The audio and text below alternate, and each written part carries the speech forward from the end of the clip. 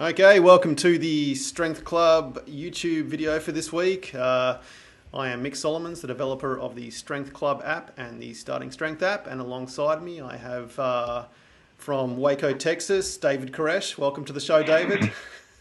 Hey, It's Rusty Holcomb from the Wichita Falls Athletic Club. How you been, Rusty?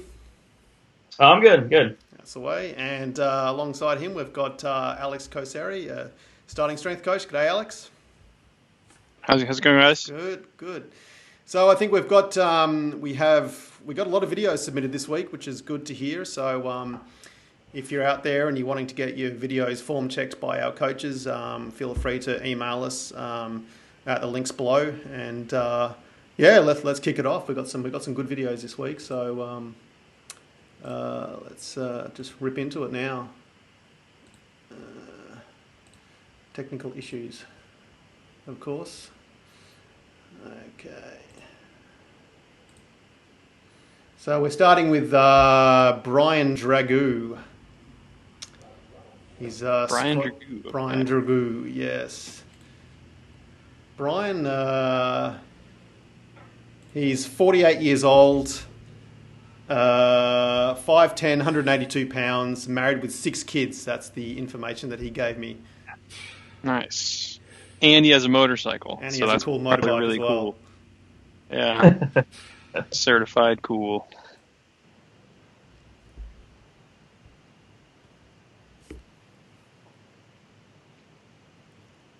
Honestly, I'm surprised he's got time for squats with 6 kids. Yeah. So, I know. That's some sort of PR. Yeah. He should be proud. What's the weight on the bar for this one? Is it 235?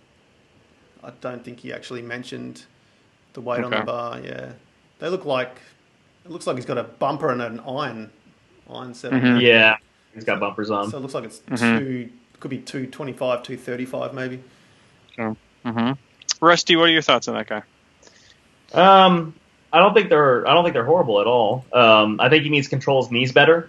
He needs to set his knees a little harder. I'm watching it again. Hang on. I think he's a little forward. He needs to sit his hips back a little more. He's overextending his knees. I think he's just a little too far forward on that bar. I think if he sits back and controls his knees, stops them, his squats will look a lot better. But I don't think they're horrible. Mm-hmm. I have a little bit of a different opinion on that one. So he's using the knee bounce pretty well. You know, he's learned to be efficient at it. You'll see it kind of like that Clarence Kennedy rock forward real quick, shoot it back. The big problem is that some people go way too far back and then rock all the way onto their heels. He's doing a pretty good job of staying on midfoot, so I don't really care if someone's doing that too much. You know, he seems to be having fun with it, so that's good. The one thing I have noticed is he's always breaking at his knees first before his hips, and it's having the pacing with everything be a little bit awkward. So I think part of the reason his knees are traveling forward so much is because they initiate before his hips. So I think if he syncs those up, the timing should be right, and then everything should kind of fall into place. But otherwise, they're pretty good. You think he's getting a bit loose at the bottom there? And that's where I'm coming with the knee punch. I don't like seeing my clients overextend their knees and then their knees not freeze. If their knees keep moving the entire lift, I think that's an issue. And I think that's what I'm seeing with him. Yeah. All right. Mm-hmm. Brian Dragoo with 6 kids. There's your form check. Next one, we have got Chris K Deadlift. Chris Kyle. Chris K. So he's got about... Has he got 3 or 4 plates on there? Yeah, there's a little bend in the bar. Yeah, it looks like 4 plates on there, yeah. Mm-hmm. Yeah, he's a big guy, so it's something. Mm.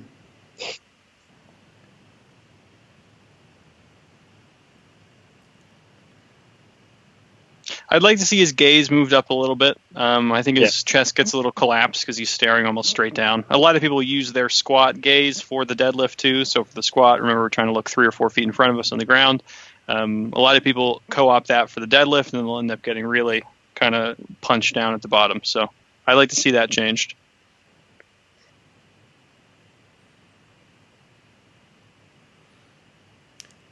Yeah. I want rep 5. Yeah, I just got rep 5. Mm-hmm. Yeah, it seems like his grip is failing him at the top. Mm-hmm. It's getting a little bit uncomfortable at the top, so he's jumping out of that position, especially on rep 5. So, yeah, go ahead. Okay, yeah. So I was going to say, depending on what you need to do, I don't know if that's a hook grip or if that's a double over, man. Good on you, but switch to something that's comfortable for you. Just make sure you can actually hold it at the top. So. Yeah, I'm thinking that's double over. I don't think he's hook gripping it. I don't think his grip would give out that much if he was hook gripping. My opinion on it, I would have him hook grip unless he just couldn't do it, unless it hurt too much. If you're double overing that much, he'll probably be fine with hook grip. So. Yeah, right. Yeah. I can't imagine anyone double overhand gripping 415 pounds or whatever he's got on there. 425. That's bloody amazing. Yeah. My best is 370, and it felt like it was silly. It was very silly for me. Very silly. Just the effort level that you need. So. Yeah, I've always hooked, so I never really had that issue. I would have him hook grip. I would also have him get some lifters and deadlift and lifters. I know, for some reason, that's a big deal to some people. I don't see the benefit of not wearing shoes when you deadlift. I get it. You're about, an inch closer to the ground, but I think it puts you at a better shin angle with lifters on, and it, protects your feet, protects your arches. That's my on that, though. But why do you think it's such a big deal for people? I hear a lot of arguments in the kind of efficiency direction, kind of for non-competitive athletes. That's the funny thing. It's like people want to argue against it. I've never actually heard an argument against it. Yeah. Other than the fact that you're an inch closer to the ground, which means you're pulling the bar an inch less. But if you get the bar almost to lockout, an inch ain't going to stop you. If you're pulling that much weight, an inch ain't going to stop you. And I'd much rather have my feet more secure, something solid to push off of, and something protecting my arches, quite frankly. I know a lot of people who they'll start deadlifting in slippers or just kind of in bare feet, and they'll have a lot of problems with their feet trying to roll the outside or looking like they're going to roll the inside. And the platform, just makes it seem so much more comfortable. But I've never understood the fascination with people who, aren't hyper competitive athletes competing in a lifting sport, being I can't have that extra half an inch of plastic. So. Right. It's always been weird. Since we're on the subject, same for tennis shoes. I don't let any of my clients, train in tennis shoes if it's avoidable. Of course, we have a bunch of shoes that we can lend out and let people borrow all the time. But one of the seminars I was at, some guy was squatting in some Converse, and he didn't realize, but his heel was actually coming off of the sole and on the ground, but the rest of his foot was in the shoe. And you see silly stuff like that, and lifters are designed for lifting. They're designed to, protect your feet and make you have a better balance while lifting. So I would suggest lifters. Wear your damn shoes, people. How do you think Rip would react if someone lifted in ballet shoes at the Wichita Falls Athletic Club? Well, we've had people. I think we've had people deadlift in slippers before. Yeah, and it's a thing, Yeah. I remember pretty early on in kind of learning, about strength content, Rip said hey, get your pull to 500 and you can have your own opinions. And I think that holds very true. Yeah. Oh yeah. Even for not the deadlift, if you've spent the time to figure out how to get to this arbitrary, level of progression, you'll be able to have your own opinions on, where you want your feet to be on the bench press that no one cares about. So exactly. Right. Yeah. All right, Elizabeth Anderson squat. At first I thought she was squatting with a broomstick. The bar looks kind of weird, but it's actually like a regulation bar. Coded bar. Yeah, so Trevor, who's filming this, is a very bad cameraman. Yeah, so I can't far. see anything. Yeah. Because Trevor submits his video later on, and we can see all of him. So good job, Elizabeth, on filming his squat. All right, from the one rep that we can see properly, any feedback? Let me watch that first rep again, because pretty much all the other reps, it's hard to see what's going on. Honestly, it's not that bad. I would definitely fix her grip. It looks like her thumbs are wrapped underneath her really pretty pink bar. But I would get her thumbs over and get her elbows down a little bit. I think her elbows are a little too extended. She might not have a whole lot of, mass to put the bar on, but I think that she would be just fine dropping her elbows a little bit. Sorry, that's one of the bigger things I see. Everything else looks pretty good. Most of the reps, or at least the one that we can kind of verify, rep 1, you are leading with the chest, so think about driving your butt up in the air before that. And I think that's a consequence of the grip, so like people who will kind of do a thumbs under grip, a lot of times they'll feel like they have to kind of push through their hand. But, I would say, get that thumb grip, or even if it's a big shoulder flexibility, you can kind of do like a 2-finger over grip, like a talon grip. That's comfortable for a lot of people too. But, drive with your hips, and I think depth is good, knee position's good, torso angle's good. So most girls usually have quite good shoulder flexibility compared to us guys who have, been doing bench press since we were 15. I wonder if she could actually get her grip in narrower than that. She probably could. She's got to get her thumb over the bar, though, for that to happen. Yep. Get her thumb over the bar, put her knuckles at a slight angle, squeeze it in tight. I think she would have a lot. Her upper back would be a lot more solid. And like you said, I think that would help her get bent over a little bit more. Yeah. Okay. Chris K. Oh, no, we already saw Chris. Next one. What was things getting at? Eric Carpenter. Yeah, Eric Carpenter. Yeah. That's his home gym? That's a decent setup. That is a good setup. Is this He was the one who was pressing last week, I think. Yeah, the Louis C.K. I just remember the tank top, the Louis C.K. looks like,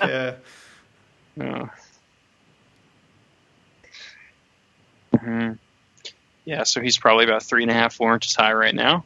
Yeah. Yeah. I can't really tell if he's wearing lifters or not in this. I can't either. Can't tell. It's kind of obscured. I'm going to assume he's wearing lifters just because of his setup. I'm going to assume that he's invested in some. Yeah, he's wearing lifters. Okay. Whenever the very last you see him walk forward, those definitely look like lifters to me. Mick, did he say how much is on the bar here? Let me check. No, I don't think I got that.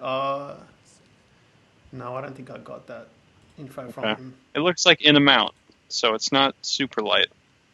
Yeah, he's just about. He's flirting with depth right now.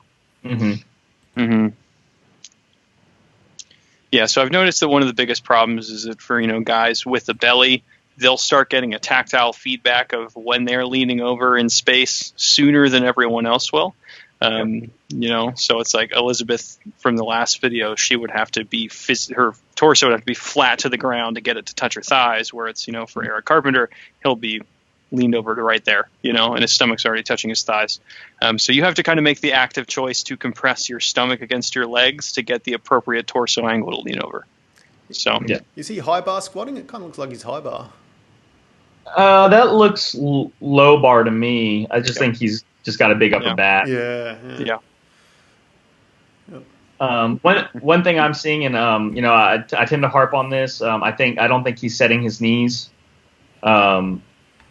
His knees kind of punch a little bit in the bottom, and to me, when they get forward, they need to stop, and he needs to keep reaching his hips backwards. And like you said, his belly's probably giving him a little bit of a tactile cue that, I'm deeper than what I really am. He needs to force his hips back, which is probably going to push his chest down just a little bit more, bent over, but he needs to reach back with his butt in the bottom. That will stop his knees from doing that little punch in the bottom. How do you feel about his torso angle, Rusty? His torso angle? I don't think it's bad. I think whenever he does reach back a little bit more with his butt, it will push his torso down a little bit, but I don't think it's bad. Him reaching back with his ass too will help his hip drive a little bit more in the bottom. So your strategy, whenever you'll see a squat like this, you tend to try to address hip position rather than torso angle right off the bat, and kind of your coaching strategy for these? Yeah. So what I tend to do if I don't think someone is bending over enough, I tend to tell them to reach back in the bottom with their ass. If they do that, they tend to bend over a little more. If that doesn't work, then I'll tell them to point their chest down. Okay. If I'm wanting them to bend over a little bit more. The thing is his knees to me are getting too far forward in the bottom, and if your knees go forward, your chest is going to be up more. Mm-hmm. Yeah. So I think go ahead. So in terms of coaching strategy, you'll tend to see a distinction between where people address that problem, between addressing it at the chest, addressing it at the hip, or at the knee. If you have a very athletic person, you can address their knee position by just talking about their knee position, and they'll normally be able to conceptualize it and then change where their hip and their torso is in space from their knees. For me, what I've noticed is that most people, they'll be able to think more about their chest more than their hips. Kind of like thinking about your hips is a little bit abstract for a lot of people. Kind of the more unathletic you get, or less kind of adept you are with moving your body, the more abstract it is to kind of move your hips in space. So my coaching strategy for these is always addressing the chest position, which will impact the rest of it. This is a good example of seeing two different strategies for how coaching works on this. So, if one of these isn't working for you, try the other direction whenever you're trying to fix your own stuff. So, I completely agree. One thing also that does help, and this is more in-person coaching. It's hard to do this if you're by yourself. The tubo, the block of wood that's in front of their foot, that gives them a very tactile cue of your knees need to stop here. And if your knees stop here and you're hitting depth, that means you got to sit your ass back and get it deeper. That is also an invaluable tool, but with form checks, online form checks, it's harder to do that. Yeah, you kind of have to have like a family member run out and do it in the video. Be like, get your. Yeah. All right, Graham R. Bench. Oh, somehow we seem to have lost. Do you have Graham bench 2 up or bench 3? Bench 3, the side view. Okay. Side view?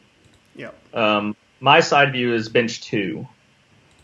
Okay, yeah, go for bench 3 then. Bench 3. Bench 3? Okay. The one looking at the crotch? Yeah, it's a more intimate angle. Yeah. All right, yeah, that's up now. Angle. Yeah, righto. Yeah. I very rarely coach guys at this angle. Yeah. Are you normally just teabagging them instead? Yeah. Right. Yeah, grip's a little bit wide. It's not super complicated on this. It's hard from this Instagram angle to really see much about his chest position too much. So, I also think his feet are too far back. And these are nitpicky things, but I think they're building good habits. His heel needs to be right behind his knee, and then whenever he pushes his leg drive, it should make his shin a lot more vertical. So if this is his knee and down here is his heel, once he plants his heel and he does leg drive, that'll make his shin a lot more vertical. That's one thing I can notice right off the bat, and I agree. I think his grip probably could come in just a tad, maybe a finger width, and get his forearm a little more vertical in the bottom. One of the virtues of having a foot position like Rusty is saying is that it doesn't really rely on whichever bench you're on. So you can go to different gyms and go on different benches and still have the consistent setup. So when they're farther back, a lot of people will rely on pinching or grabbing the leg of the bench with their feet. And then, I do this personally. I have my one favorite bench because I can get a good setup with where my legs are in relationship to the legs of the bench. I can get really tight. If I'm on one with a different kind of pattern for the legs, I feel kind of lost. So, having that straight out is a good way to have that be consistent and, replicatable. So, yeah. Another downside to having feet too far back, and I've noticed this with my kids, is when their feet are too far back, if they don't set them too far forward, they tend to start lifting their butt a lot more. Mm-hmm. Yeah, I just think it's just the position of the feet. You have a lot more movement in your knees that you can really just start arching really hard.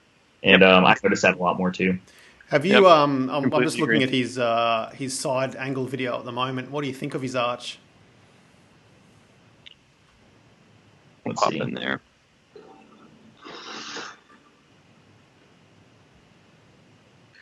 I think he would have a better arch if he got more leg drive in. Again, that just goes back to the feet being in a better position.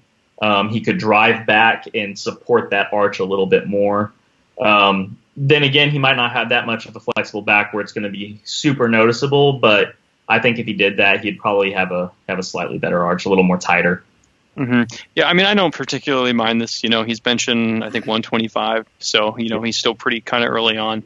Once he starts getting in the high ones and into the low twos, then, people start getting a lot better feedback because the arch actually matters more then, So he'll be fine doing whatever he wants for another 50 pounds. So yeah. It's like he's benching on a wooden bench as well. He is. Yeah. Mm-hmm. Yeah. Okay. One thing I will say that's good about this, I like the bar path. He has a good angle to the bar path, and he's driving straight to the shoulders. So good on him for that. Who we got next? We got Linnea. I don't know how to pronounce his name. So apparently she is a cyclist, and I think her dad sent this video in. Her coaches in the past have said front squat transfers better to cycling than back. What are your thoughts? I mean, it's wrong. I mean, why take the hamstrings out when you can work your entire leg, right? And I mean, Rips on this all the time. The reason why front squat is no longer in the book is because it takes the hamstring out. When you're cycling, use your hamstrings. Yeah, you use your hamstrings. So work it all, right? Yeah. I like these squats a lot, personally. I think you should ditch the plate. She has these little 2.5s under her heels. She's very clearly, mobile enough to get to a good bottom position. And she could probably do this weight for like 20, so just start doing 20s across, I think, is the appropriate move. All right. Is she high bar squatting as well? Yeah, that's one thing I was picking up. She should move that bar lower. I think I have some issues with let me get to the last few reps because they show. I think she's getting way too deep and her knees are too far forward. Her knees are for a high bar. I think this is the correct. It depends. Yeah, so for a low bar, then of course you probably have to change your knee position. But you're going to have to run that kind of cost analysis in your training. She's clearly been doing high bar for a while. She's familiar with it. Yeah. Can you just keep driving that and then still get strong with the high bar? Sure, just do more deadlifts. It's going to be fun either way. But so what would be? Oh, sorry. Go ahead. One thing I was going to say about this is I think she's also going ass to grass and high bar or low bar. I think that's detrimental to getting stronger, and I think it puts I think it puts more stress on the knees when you do that. So I would definitely cut her squats off quite a bit. Do you think that still holds if the relationship with the position of the knee as opposed to the gravity vector stays the same from, let's say, like this knee position all the way down to here? Because if her knee position is terminating, at around 80% of the way through the rep, that last 20%, are you implying that it's like the extra range of motion on the knee, or why would it be worse for the knees?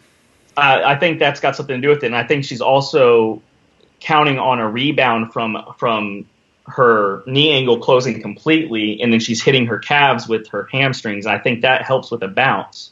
I just don't see the benefit of that when you could cut it off, where it's good depth, you're breaking parallel, and then turning it around and actually using more leg muscles and more hip drive versus relying on this bounce at the bottom because she's closing that angle all the way. That's interesting. So what would you say the benefit of her low bar squatting as opposed to high bar squatting would be? She'll be able to do a lot more weight. More muscle mass, for sure. Mm-hmm. Yeah. So the what Rusty and I were talking about before that essentially is just like what's the the theoretical benefit for her of moving the bar, let's say an extra 1.5 feet in space of her going a lot deeper and then coming back up versus turning a weight around using active structure as opposed to passive structure. So getting a good bounce out of musculature as opposed to rebounding off of her joints. I don't think she's rebounding particularly hard in this. You'll see some people who are very efficient with that rebound, and you can tell they're just getting a big bounce out of their Achilles. They're getting a big bounce out of their flesh, literally pushing together their hamstrings and their calves. And this is a pretty mild situation for it. But, if you're trying to put more weight on the bar, go low bar. But in the realms of high bar, these are high bar squats. They're pretty simple. So. And get some lifters. Yeah. Mm-hmm. Yeah, don't stand on plates. It's just not stable. And yeah. Mm-hmm. Yeah. Okay, got Matt Bain squat. This guy looks like this could be the future for all of us living underground. It's interesting. Yeah, I'm pretty sure this guy's in Australia. I think I saw one of his other videos and he was sort of introduced it, and I think he's lifting in a coal mine. Yeah, well, he very well might be. Is this how basements work in Australia? Yeah, they basically dig out a bunch of dirt and then... Just no walls. Yeah. Just... This is not a great video, to be honest. It's pretty hard to see anything. This is one where I would start the cueing prioritization with the hips and not the torso. Because I think in this one he's actually thinking too much about leaning over, and it's preventing him from actually getting his hips where they need to be. So I would go with the Rusty approach on this one. Okay. Hang on, I'm getting back to it. Sorry, guys.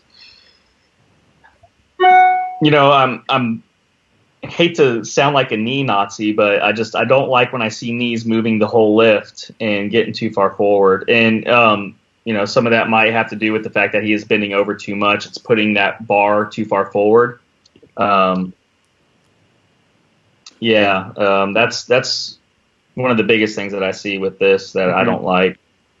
I can't really see it given the rack position, but I'd be willing to bet that his heels look like they're almost popping off the ground at the bottom position for him, because he's just very forward. The whole thing is just leaning and leaning and leaning. So the advice from the earlier squats is sending your butt backwards in space is really what he needs here. So it looks like on a couple of the reps, his toes are actually coming up as he descends. I don't know if you noticed that, maybe the second or third rep. Mm-hmm. We gotta start doing that. Where Mick, you gotta take the first one. That might ruin the quality of these videos a bit, I think. Yeah. I see it now. Yeah. So when he's starting, he's pushing his hips back before his knees are going forward. I think it's the very last rep I'm really seeing it. How he's leaning back and then he's leaning forward in the bottom. So his weight's kind of all over the place. Yeah, and you'll see that where it's kind of people who will be able to mentally remember and conceptualize cues, but they won't really know why they're being implemented. So for him, he's thinking, well, I need to lean back. So he shifts his whole balance backwards for a second, and then he needs to get everything forward, and he rocks forward for the rest of it. And it ends up being this kind of, awkward mishmash. But, think about, for people like this, I always like to tell them, think about if the bar is on a vertical rail and you're not moving the bar forward or backwards. You're moving your body around that rail. And then Rip's article, the master cue, I always send that to everybody a million times. So, Yep. And I think that the bar speed is plenty fast. I think he can stay and just work on his form. Yeah. Just a safety issue there. Did you notice he's stepping up onto some plates to rack the bar? That right at the end. Yeah. I don't know how particularly safe that is, especially when the weights get a bit heavier. But if he falls, there's soft dirt behind him, so it's fine. Hey Matt, next time you take a video, try and put the camera on the other side because the lighting is kind of really hard to see everything. So just try and set it up on some of that junk in the background there. All right. Dig out a for it. What's that? Dig out a cubby hole for it. Yeah. We've got Melanie Sitnik coming up next. We looked at her. All right, Mick, this is all you, man. Well, the problem with this video, it's pretty hard to see anything. Half of her is... See, that's a good excuse if you can't tell what's going on then. There you go. Yeah. Melanie, we got to work on these camera angles. Yeah, maybe there's just nothing behind there. She can put the camera. Yeah. Maybe turning the rack around. I don't know what the room situation looks like, but actually turning the rack around so she can face the other way. I don't know. Or move the whole rack forward, because it looks like she's got a good 2-3 feet in front of her. Yeah, she was deadlifting right in front of the rack. So if you just, I mean, there will be a vertical upright in the way, but we'll still be able to see something, So just move that camera over. It's better than nothing. But what are your thoughts, Mick? I think they look okay. I think her hips are sort of sliding back on some of those reps a little bit, and her knees are sliding back a little bit. But I don't know. I think they look pretty good. Do you think they're high? Do you think they're depth? What do you think? Well, I can't tell because I can't see where her hips are because of the camera angle. You can see the front of the knee, so you should be able to tell. You got to take your platform exam any minute now. This is why I didn't do it. I don't think that's an issue for her. I think if she moved forward, it would be borderline. It would be borderline on some of them. But I think she's really nailed the bounce. I think she's nailed the torso angle. So, I remember her deadlift being very proficient. So, hats off to you, salute. Good job. One thing, and again, this might be a little nitpicky. I think her chest is pointed down a little too much. I think she could squeeze her sternum up. Think about pointing your sternum up to the sky and squeezing your back muscles a little harder. I think that would get her a little more solid in the bottom of the squat. But because her chest angle isn't changing at all right before she squats, and I like to see that whenever people are nice and solid before they go, when they get that big breath, just a little bit goes a long way with the back muscles. Yeah, and it would be a very bold claim to make this, given this video angle. I think the bar is a little bit too low, and I think she's also looking down too far. Bodies are weird. You could have something going on that I can't necessarily tell, and it could be in the perfectly right position. But I think if I was there in person, I would confirm my biases, and I would see that the bar is probably about like 3/4 to an inch too low. And the next thing is, like, a lot of people will look down maybe 2 feet in front of themselves, and they'll almost punch down to the ground with their face when they're going to squat. And it will give them the illusion, of keeping everything tight up here. Mick, you were doing this for a while too. And then on top of that, it'll make them think that their torso angle is really severe when it's not. They're just turning their head down. So getting like a harsh thoracic extension on the squat it's mandatory. You need it. Yeah. I got one more nitpick, and it's the same thing I've been saying this whole time. Me being a knee Nazi, I think her knees are moving too much in the bottom of the squat. She needs to lock them and keep her hips stretching back in the bottom of the squat. Because when you see that knee punch, that means their hips are shifting forward in the bottom. I prefer them to stay back. Yeah, one thing I like to think about this is keeping your knees anchored over your toes. Pin them over your toes. That's the one that seems to have the most mental success for people to kind of click in a quick fashion. But good job, Melanie. Yeah. Solid. Okay. Paul Young press.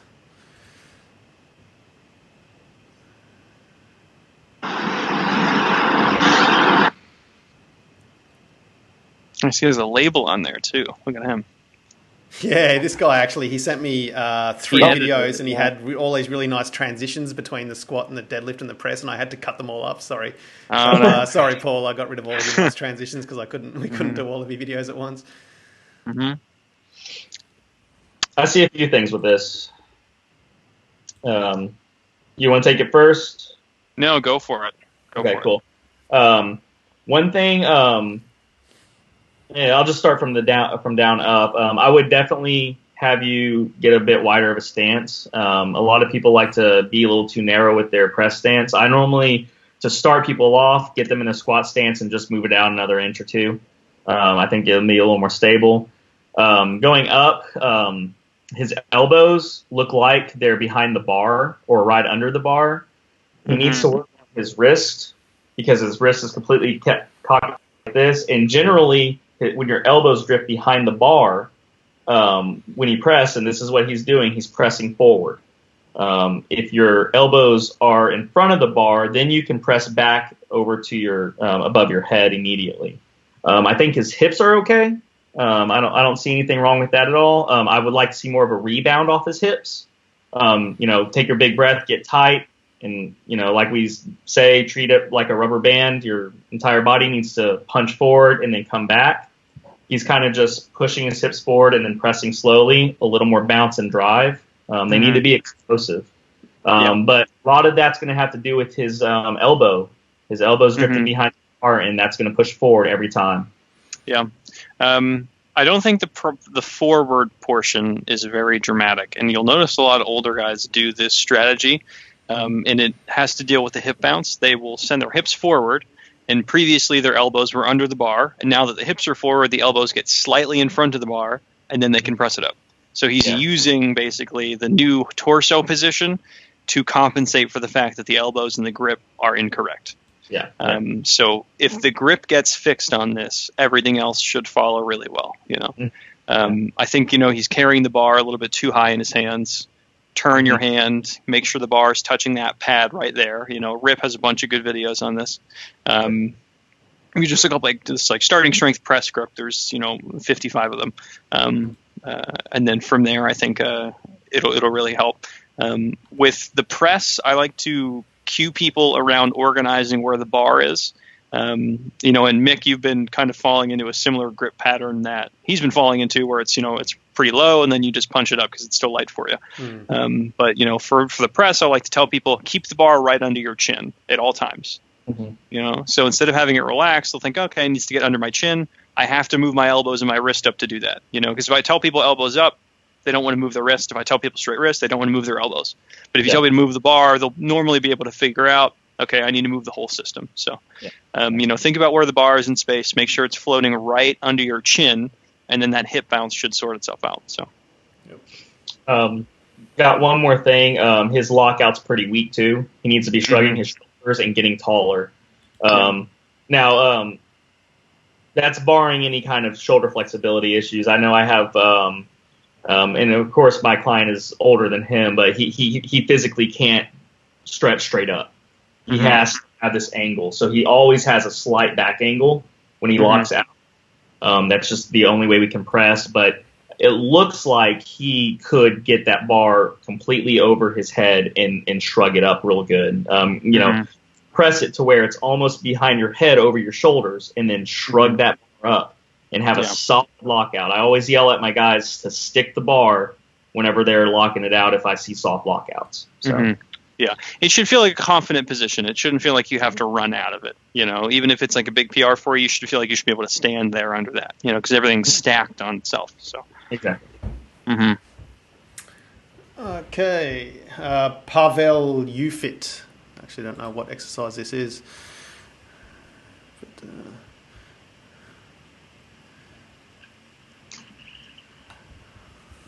But, I'm having issues looking at this video, guys.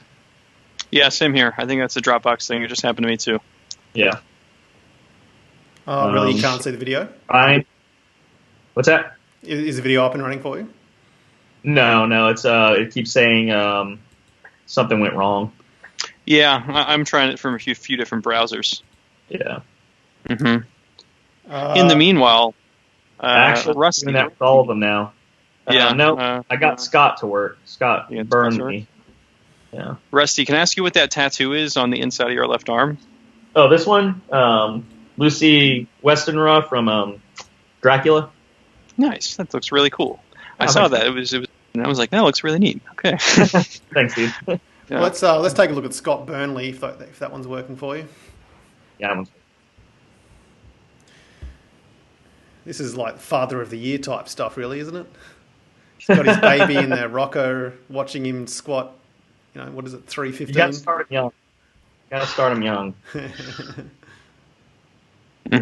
Yeah, mine's still holding up, but I remember watching his video before we started, so I watched the first 5 seconds. Is he the guy who has like the baby in the little swinging thing contraption in front of him? Yeah.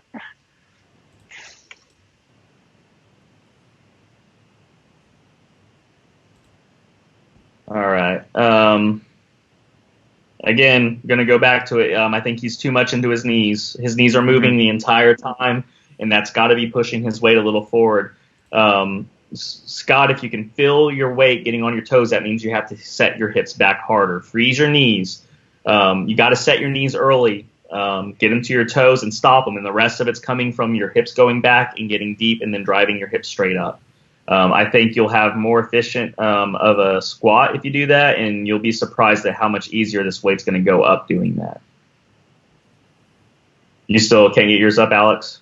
Yeah, I'm trying a few different browsers right now, but I will add to that. Whenever a squat is kind of grooved in, and as much as people nowadays are like technique is arbitrary, when you really groove in a squat and it's on a really good vertical bar path, and everything, the joint angles are good, it feels really weird. It feels abstract. You're like, that was easier than it should have been. You're like, what the hell?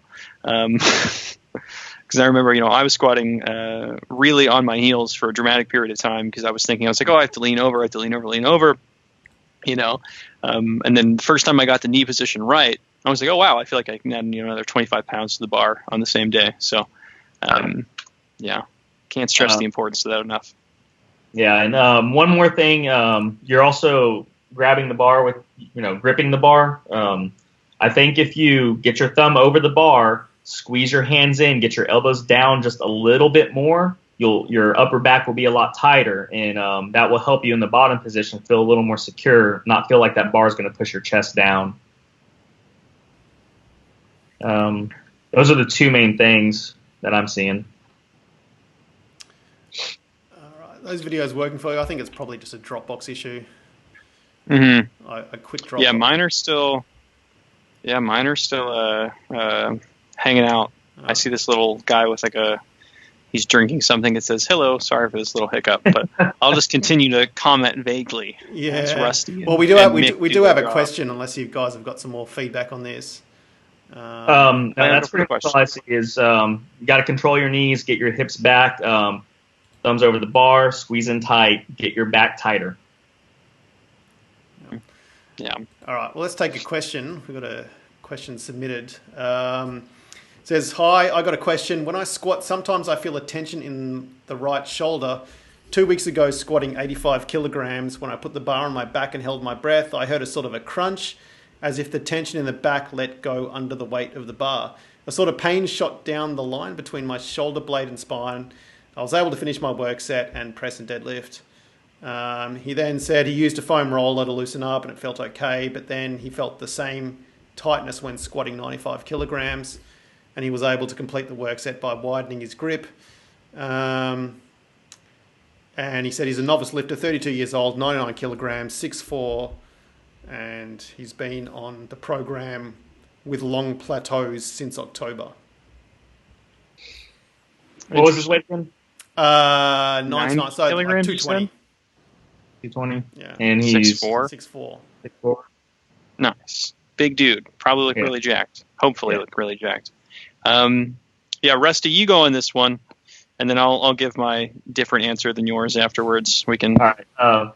One thing, and I've noticed this since I hit when I got in my late 20s, early 30s.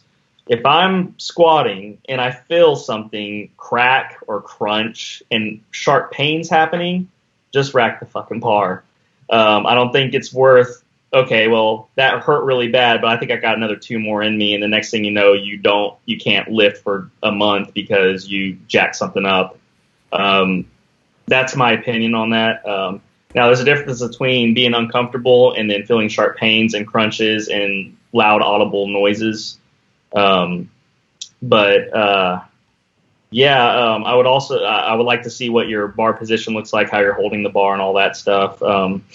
But that's my first take on that is if you feel sharp pains and you hear crunching, just rack the bar and assess what's going on first. Mm-hmm. Yeah, I would say from a general note, training isn't a race, so if there's if something is happening that's putting you in an uncomfortable mental position, just, hang out for a bit, you'll be fine. You should be training for many, many years, so even if you're not adding, another 5 pounds to the bar at X specific session, that's totally fine. From a more injury focus perspective, it seems as if this has been building up for a few sessions. So, he'll be having like tightness in the shoulder. And then, once he's already vigilant of the shoulder, he's thinking about it a lot. And then you hear some mild crepitus in the joint. If you've been in the room or have ever dislocated someone's shoulder or actually snapped someone's knee or anything like that, it is incredibly loud. It's weirdly loud the first time you hear, it's happened a few times, in judo or wrestling, you'll land on someone, their shoulder will pop out and it'll feel like someone's like snapping right next to your ear and you'll be like, wow, that's weird. But whenever we're squatting, and it happens to me all the time, I'll feel like a crunch or hear some noise and it will be alarming. If you let it be very alarming and you think something is wrong, your pain response is likely going to be a little bit higher than it would otherwise, especially if you have been babying or nurturing a wound for quite some time. So if you're thinking like, oh, my shoulder hurts, I'm going to think about my shoulder this entire time. And the first time I hear anything happening in my shoulder, I'm going to freak out. You need to work through that. If something is actually wrong, you'll know it in the manner of like, oh, my hand's super tingly, something like that. But one thing I will say is that the squat grip changes for a lot of people based off of, the given day. So like if I, was doing some chest work the day before, my squat grip is going to be wider the next day. If my shoulders are sore, and they're actually kind of loose from that, my squat grip can be a little bit more narrow. So some people who have or expect the squat grip to be the same on any given day with flexibility, they will put themselves in a position where they're like, okay, well, my pinky's always right here. And they'll jam themselves into an uncomfortable position and they'll be holding it for 15 minutes and be like, my shoulder's done for the day. Move your grip out, find something that works for you. You have to keep your back there. And given his reports of saying that, he was still getting his working sets done, that workout and the next workout, just keep going, man. It's just something you gotta learn to live with. So.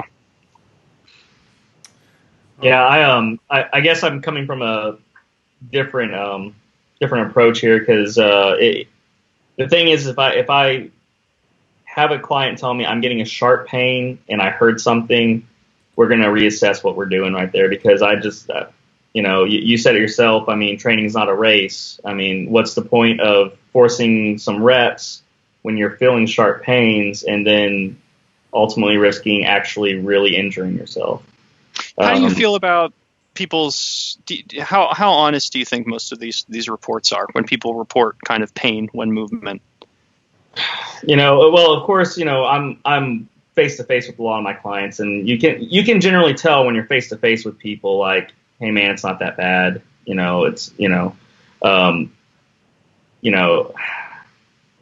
People exaggerate. It's the whole 1 to 10 scale in the ER. I worked in an ER for 5 years, and people come in and like, man, I am at an 8 pain. Like, if you were at 8 pain, you wouldn't be talking to me. You wouldn't be standing here. We wouldn't be doing this. But if I do have someone, again, if I have a client that emails me and said, hey, man, I'm getting this sharp pain. I went down, I heard a crunch, sharp pain, blah, blah, blah. I'm going to want to investigate that a little more. And then also, you have people with different personalities. I have one client, he's an older client. He's got banged up shoulders. And it took a lot for me to convince him, hey, if you are hurting, you need to tell me, because he's a old firefighter. He's a tough guy, and he doesn't like to admit when he's hurting. And then I have other clients who, oh, I can't rack pull today. My low back hurts. Well, hey, your back's not hurting that bad. You can rack pull. And again, that's the benefit of being face to face with your clients and getting to know people. So yeah. I mean, that is a benefit. Yeah. So when dealing with these things and kind of, because it's different, like if a coach has eyes on a lifter, just as much as we'll be able to tell how much is left on the bar with bar speed variance, you can kind of really tell if someone has like a little twinge during their face, if they're squatting, what really was that. And again, because a lot of people, they'll think like, oh, I'll hear this noise or this crepitus, and it will immediately associate with like intense mechanical damage. Something must have snapped or broken in my shoulder. I've had people tell me like, they'll hear some cracking in their elbow, and they think that means that there's like little pieces of bone floating around in it that's just tearing everything up. That's because and you're Google, like, that's hey, Google's fault. Exactly. Yeah. It's like this crazy WebMD. Yeah, it's elbow cancer. Yeah. Yeah, and it's just like, hey, you're pretty resilient, you're pretty durable, and you'll be able to tell that. You should be able to tell that about yourself, if you think you're kind of a more neurotic and anxious person about injury, So if you've had a shoulder injury in the past, you're going to be very careful about it, even if there's nothing wrong with your shoulder, So the next time you do hear a little bit of a crunch in there, you're probably going to freak out. So just understand you kind of have to reconcile like where you are emotionally with your injury versus kind of the reality of it, Yeah. So it's barbell training is super safe, and it's quite rare to really, snap yourself up to a serious degree with it. So. Yeah, I think when I started training with you, Alex, I mean, the first thing I said to you was, I'm going to have my shoulders there's something wrong with my shoulder. I think I've torn something or... I was like, there's nothing wrong. It's like, sort of a month later after doing 1,000 chin-ups, it's like, oh, wow, my shoulder's actually fine. And, I'm sort of back to... And I see that with new clients all the time. I've got the shoulder injury. I'm like, well, let me get you pressing right, and I guarantee your injury's not going to hurt. And I actually had that experience today with training a new client. She talked about how she has this sharp pain every time she lifts her shoulder up, and every time she pressed, we got her pressing right. And she says, "I'm feeling zero pain doing this." And again, that's the benefit of being face to face with people. Yeah. Do you guys want to try that video again? I think it was just a Dropbox issue, but let's see if it's working now. Yeah, mine's back up. Oh, cool. All right. Mm-hmm. What's the name for who we're going to? Pavel UFit. Mine's still down. Yep. Yeah. Still down? As soon as I clicked on it, it went down. At least I can just download it and then just watch it. Yeah, it's okay. Look, I mean, we're sort of 50 minutes in now. I think we can probably, unless there's anything else you guys want to talk about, we can probably go through the other videos next week. I mean, we've got, as I said before, we've got so many videos. It's probably going to take us a couple of weeks to get through them all. So, so for everyone who submitted a video and you didn't get on today, we'll definitely get to you either next week or the week after. So, sorry about that. Yeah, Rusty, hopefully this was good board exam prep for you. Oh, it's always experience. Yeah, I'm going to continue to ask you inflammatory questions, so for as long as it goes on. But yeah, I mean, it's nothing I don't learn from Nick or Rip. Yeah, you've got to be the most prepared. You'll have to be the most prepared person ever to take the board examination. No, what's going to happen? It's going to be really hard on me. Is what's going to happen. True. Yeah. I would love to sit in on that, man. I would love to sit in on that board exam. Oh man, you're rough. But I had a lot of fun with mine. How many years have you been training at Wichita Falls, Ross? It's a good question. It's got to be 7 or 8, if not more. Yeah, 7 or 8 probably. Yeah, because I think I was still working for the sheriff whenever I started working there, and that was about 8 years ago. Right. So what was the first thing Rip said to you when you walked in as a 130-pound twink? Sorry, I was already lifting there for a solid year before I ever met Rip because I was working night shift, so I would come in right when I get off at around 7 a.m., 7:15. He doesn't get there till about 2 or 3 p.m. And the first time I was might have been off or I might have been switching my jobs. I was training a little bit later, so I was there in the afternoon, and he's coming down that little hallway that takes you to the back room. And I'm walking by, and I stop. I'm like, "Oh, hey, my name's Rusty," and he shakes my hand and goes, "Who the fuck are you?" And he's staring at me, the guy, while we're shaking hands. It's real awkward. And then Carm comes around. She goes, "It's okay, Rip. He's cool." For like weeks. That's like, all right. High quality customer service right there. Good there. Yeah. With gold shutting down too, we're probably going to get a lot of people trying to come in. So it's going to be real interesting next when they start opening everything up permanently. That's awesome, man. Make sure the cable machine is dusted off. Yeah. Gotta get your chest flies in. Comes in and they look like one of those people. They'll go straight to the dumbbells and the big mirror in the back, and they'll just stare at each other in the mirror, and then kind of look at the dumbbells, and then ask where all the machines are at. So yeah. Just got to get your 20s in, Yeah. All right, fellas. Well, thanks for that. And we'll catch you next week. All right. See you guys. Okay. See you later, guys. Bye. All right. Awesome. Done.